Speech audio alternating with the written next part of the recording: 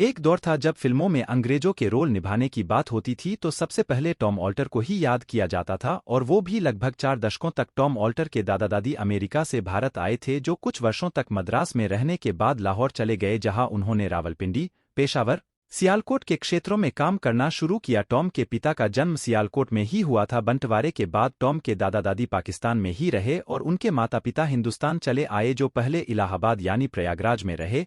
3 भाई बहनों में टॉम सबसे छोटे थे। चूंकि टॉम भारत में ही पले बड़े थे इसलिए एक आम भारतीय की तरह ही फर्राटेदार हिंदी तो बोलते ही थे, साथ ही उर्दू में भी उन्हें महारत हासिल थी। एक इंटरव्यू में उन्होंने बताया था कि वह राजेश खन्ना की वजह से फिल्मों में आए थे और वे भी राजेश खन्ना के जैसा सुपरस्टार बनना चाहते थे। उन्होंने बताया था कि वह राजेश खन्ना की फिल्म का फर्स्ट डे फर्स्ट शो देखने अक्सर मंसूरी से दिल्ली आते थे और उन्होंने कनॉट प्लेस स्थित रीगल सिनेमा में राजेश खन्ना की आनंद, दुश्मन और अमर प्रेम जैसी कई फिल्मों के फर्स्ट शो देखे थे। दरअसल टॉम ने राजेश खन्ना की फिल्म आराधना को देखने के बाद ही एक्टर बनने का निश्चय कर लिया था। बाद में वर्ष 1972 में उन्होंने बाकायदा इसके लिए पुणे जाकर एक्टिंग भी सीखी।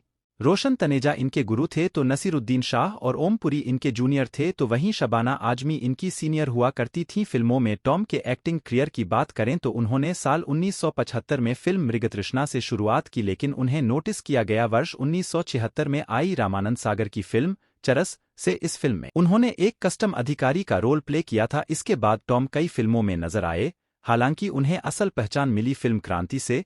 इस फिल्म में उन्होंने एक क्रूर ब्रिटिश ऑफिसर का रोल निभाया था। इसके बाद उन्होंने शतरंज के खिलाड़ी, हम किसी से कम नहीं, क्रांति, कर्मा, आशिकी, परिंदा जैसी शानदार फिल्मों सहित करीब 300 फिल्मों में जबरदस्त काम किया। टॉम ने ढेरों फिल्मों में तरह तरह के किरदार निभाए लेकिन अपने लुक की वजह से उन्हें ज्यादातर अंग्रेज अफसरों या विदेशी कैरेक्टर निभाने को ही मिलते थे। यहाँ तक कि टॉम ने हिंदी फिल्मों के अलावा बंगाली, असामी और मलयाली भाषाओं की फिल्मों में भी अंग्रेज का कैरेक्टर निभाया है। टॉम भले ही अंग्रेजों के रोल करने के लिए याद किए जाते हैं लेकिन हिंदी और उर्दू भाषा में उनकी जबरदस्त पकड़ थी जिसके दम पर वे हर तरह के किरदार को बड़ी ही आसानी से निभा लेते थे। टॉम ने एक इंटरव्यू में कहा था कि मैंने मौलाना आजाद, मिर्जा गालिब, साहिर लुधियानवी के भी किरदार किए हैं जिसके लिए लोगों ने मेरी एक्टिंग की तारीफ की लेकिन किसी ने यह नहीं कहा कि इस किरदार का इतना गोरा रंग क्यों है। जरूरी यह है कि आप भरोसे के साथ काम करें।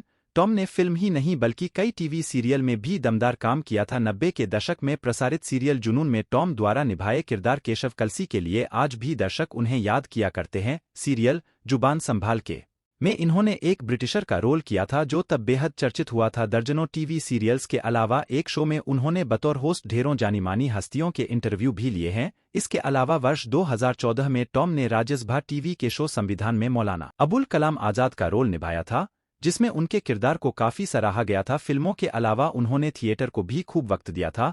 दोस्तों टॉम एक मल्टी टैलेंट पर्सनैलिटी थे।